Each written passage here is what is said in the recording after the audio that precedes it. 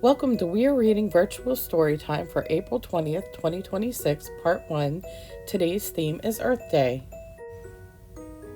Bruce Saves the Planet by Ryan T. Higgins.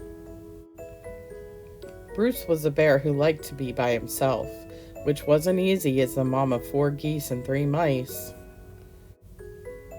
So every once in a while, Bruce would pack a lunch and ride out to find a stream to fish in. There he would spend a day filled with peace and quiet.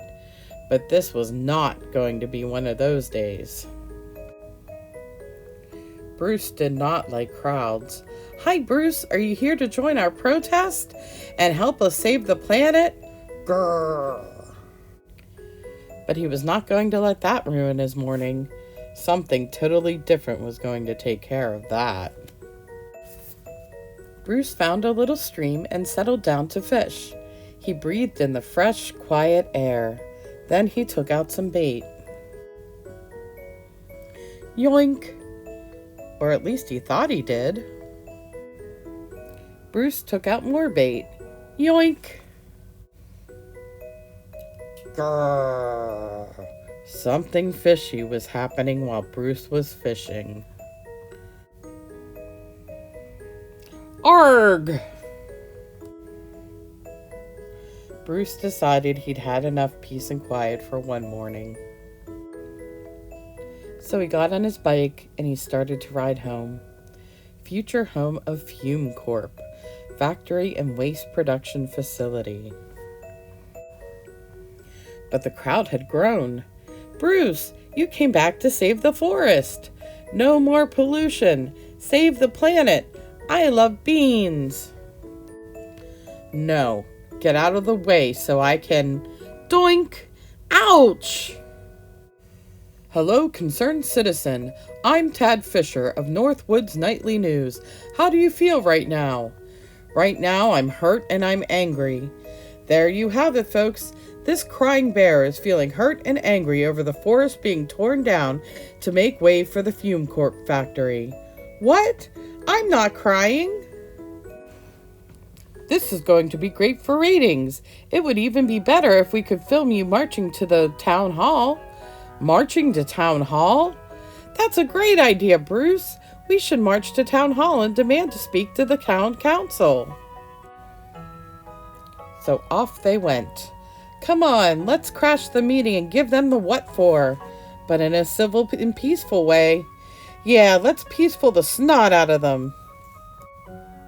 The town council was not happy to have all these spectators at their official proceedings. What's all this then? We're in the middle of a serious, important town-related business. I have the whipped cream for the fun day Sunday, sir. Mr. Town Manager, sir, the new factory will destroy our forest, pollute our water, and disrupt the ecosystem of Soggy Hollow. We can't let them build. Honk! Quiet! Bruce has something to say. I don't even want to be here. Bruce is right. None of us wants to be here, but we must, because our forest is worth saving. This is highly unusual. We can't have you interrupting sensitive meetings of this nature. Sir, it's your turn for the hula hoop contest. I'm sorry, but Fume Corp bought the land legally and can build what they want. Unless you have some sort of legal argument, the forest will be cut down and the factory will be built.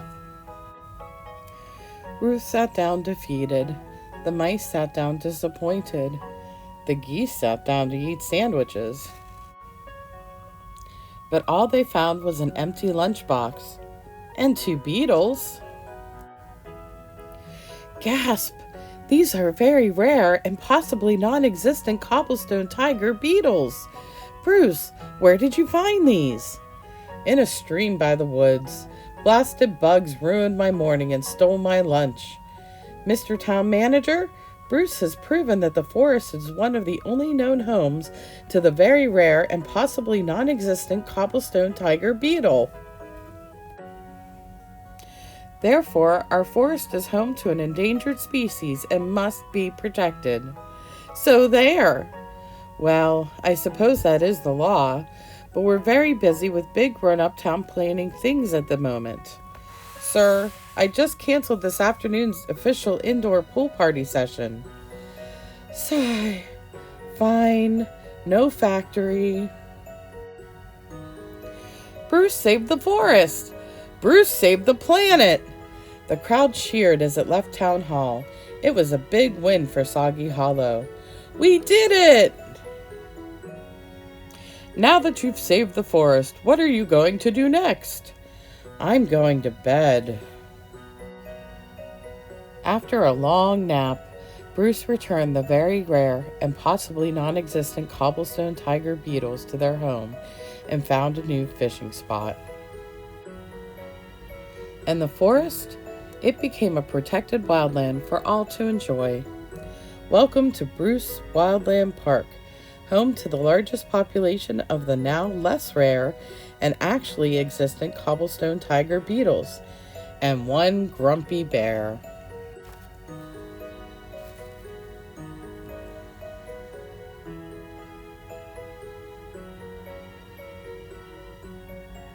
The end. We're going to make an Earth Day flower pot. Craft to Go kit is just the flower pot itself. You can put dirt and any kind of plant in there. You can do herbs or flowers or a green plant, whatever. They all have different designs. Mine says Save the Planet and has little buggies on it. And all you'll need is some crayons, markers, or coloring pencils. I'm using crayons because I'm afraid that if somehow water leaks into the paper, it'll make the markers run. So that's why I'm using crayons.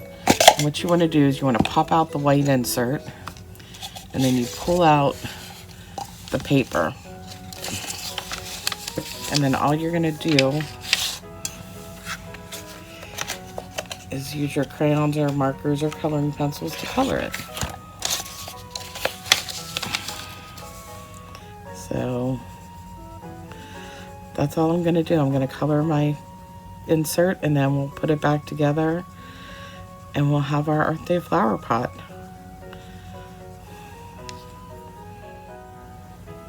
Okay, I finished coloring the insert, the paper insert, and all we're going to do is we're going to take the clear base, slide that in there so that it fits. Might have to overlap a little bit so that